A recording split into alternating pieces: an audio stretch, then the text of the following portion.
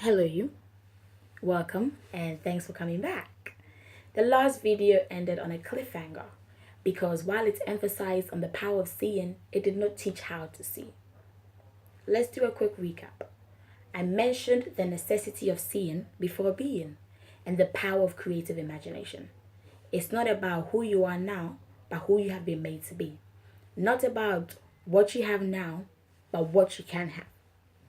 I must admit, however, that it is extremely difficult to see when you cannot see. After all, if you could see, you will not be searching, you will not be looking, right? This post is called Seeing Through, and it talks about three mediums you can see through. Number one, the Word of God by the principle of reflection. So let's get all scientific. How? Well, without light, there will be no sight, as mentioned in the last post. Light can, in this case, represent information, experience, and people. Light behaves in a predictable manner according to the law of reflection, which states that incident ray must equal to reflected ray. Let's break it down. Incident ray must be information, or it can be experience, or it can be people. It must hit a surface. In this context, I want that surface to be you. When that light hits you, it must be reflected off at the same angle that it hit you. So incident ray equal to reflected ray. Okay. Objects that are seen can be placed into luminous and illuminated categories. Luminous objects generate their own light, and illuminated objects reflect light to our eyes. The Word of God is a lamp and a light.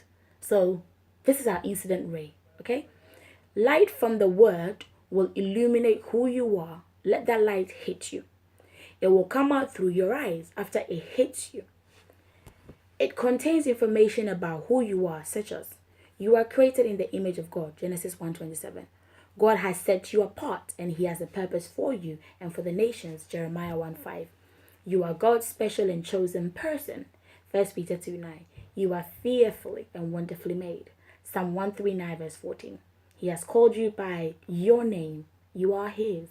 Isaiah 43:1. And there's so many scriptures that correspond to this.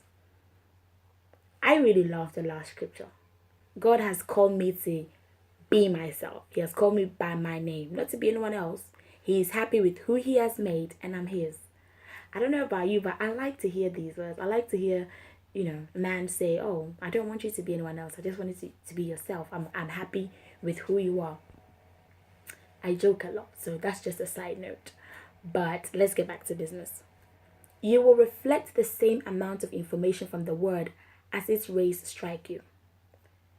Only when you sight at these images of who you are does light from them reflect off you and then travel to your eyes. Do you get it? When you are searching for who you are, it is very likely that you may not be producing your own light. So you have to get that light from somewhere. In this case, the Word of God. Life experiences and past hurts can stunt your ability to see. You require someone or something to produce that light so that you can relay it, that inward conviction, to your eyes. And then you can see yourself like that. It will create yourself and your outward view. To see who you are, light from the Word must make its way to your heart. And this will come out through your eyes. Once you have these visual images, hold on tight to them. Second medium of seeing through, your loved ones and those you trust. Let them help you to create an image you can build on.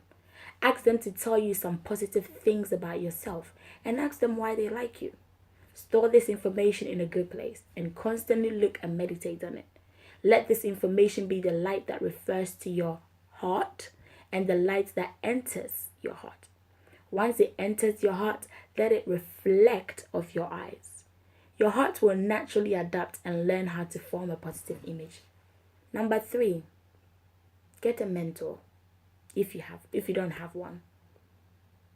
Utilize a mentor, particularly those who have known you for a long time. I met my mentor when I was 14, Edward Opunifrimpong. I was only 14 when I met him. Now, I'm not 14 anymore, but he still constantly paints that picture of me that he saw.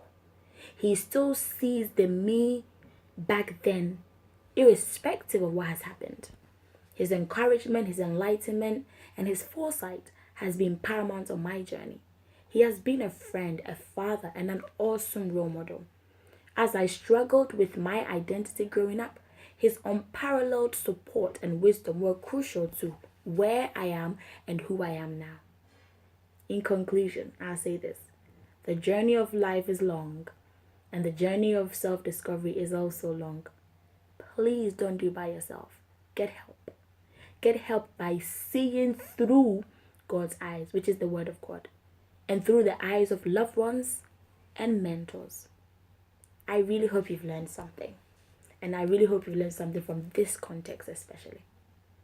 Don't forget to share, to comment, to like, and hey, to subscribe. Thank you once again for your time.